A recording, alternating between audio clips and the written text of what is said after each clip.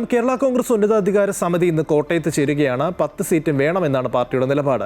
ഏറ്റുമാനൂരും പൂഞ്ഞാറും വെച്ചു മാറുന്നതിൽ ഇന്ന് ചർച്ച നടക്കും. അതിനിടെ മുഖ്യമന്ത്രി പിണറായി വിജയൻ ഇന്ന് ജോസ് കെ മാണിക്കൊപ്പം കാഞ്ഞിരപ്പള്ളിയിലെ ക്രൈസ്തവ സഭാ പരിപാടിയിൽ പങ്കെടുക്കും. പ്രശാന്ത് ജോസഫ് ചേരുന്നുണ്ട്. പ്രശാന്ത്, ഈ സീറ്റ് വിഭജനം, പ്രത്യേകിച്ച് സ്ഥാനാർത്ഥി നിർണയം എന്നതടക്കമുള്ള കാര്യങ്ങളിൽ ഒരു വ്യക്തത ഇന്നത്തെ കേരള കോൺഗ്രസ് ഉന്നതാധികാര സമിതി യോഗത്തിൽ ഉണ്ടാകും എന്ന് തന്നെയാണോ പ്രതീക്ഷിക്കേണ്ടത്?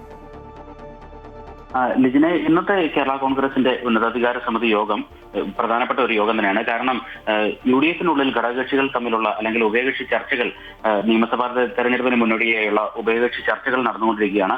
ലീഗുമായുള്ള ചർച്ചകൾ പുരോഗമിക്കുന്നതിനിടെ തന്നെ കേരള കോൺഗ്രസുമായും കോൺഗ്രസിന്റെ പ്രമുഖ നേതാക്കൾ, അതായത് KPCC പ്രസിഡന്റ് സണ്ണി ജോസഫ്, അതോടൊപ്പം പ്രതിപക്ഷ നേതാവ് VD സതീശൻ, വർക്കിംഗ് കമ്മിറ്റി അംഗം രമേശ് ചെന്നിത്തല എന്നിവർ കഴിഞ്ഞ ദിവസം ചർച്ച നടത്തിയിരുന്നു. കേരള കോൺഗ്രസിന്റെ ഭാഗത്തു നിന്നും ചെയർമാൻ വിജയ് ജോസഫും വർക്കിംഗ് എക്സിക്യൂട്ടീവ് ചെയർമാൻ മോൻസ് ജോസഫുമായിരുന്നു പങ്കെടുത്തത്.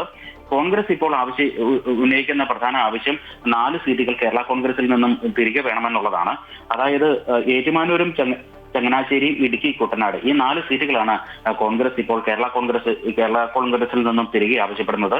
കഴിഞ്ഞ തവണ 10 സീറ്റുകളിൽ മത്സരിച്ചെങ്കിലും തൊടുപുഴയിലും കടുത്തുരുത്തിയിലും മാത്രമാണ് കേരള കോൺഗ്രസിന് വിജയിക്കാനായത്.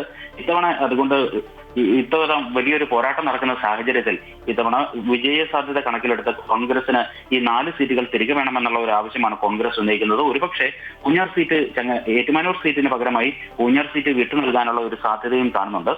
ഏതായാലും ഇത്തരത്തിലുള്ള ചർച്ചകൾ നടക്കുമ്പോഴും കേരള കോൺഗ്രസ് 10 സീറ്റുകൾ തന്നെ വേണമെന്ന ആവശ്യത്തിൽ തന്നെയാണ് ഉറച്ചു നിൽക്കുന്നത്. കാരണം ഈ കഴിഞ്ഞ നിയമസഭാ തെരഞ്ഞെടുപ്പിൽ കോട്ടയം ജില്ലയിലടക്കം കേരള കോൺഗ്രസിന് വലിയ ഒരു മുന്നേറ്റം ഉണ്ടാക്കാനായിട്ടുണ്ട് എന്നാണ് അവർ ചൂണ്ടിക്കാട്ടുന്നത്.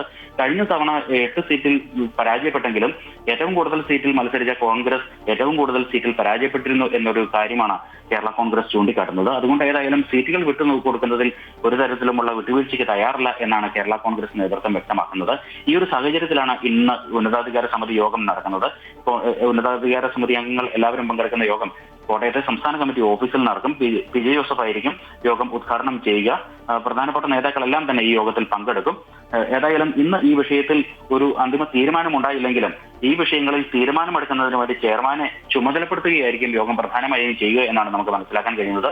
പിന്നെ ലിജിൻ സൂചിപ്പിച്ചതുപോലെ ഇന്ന് ഉച്ചയ്ക്ക് ശേഷം കാഞ്ഞിരപ്പള്ളിയിൽ ഇൻഫാമിന്റെ രജത ജൂബിലി ആഘോഷങ്ങളുടെ സമാപനം നടക്കുകയാണ്.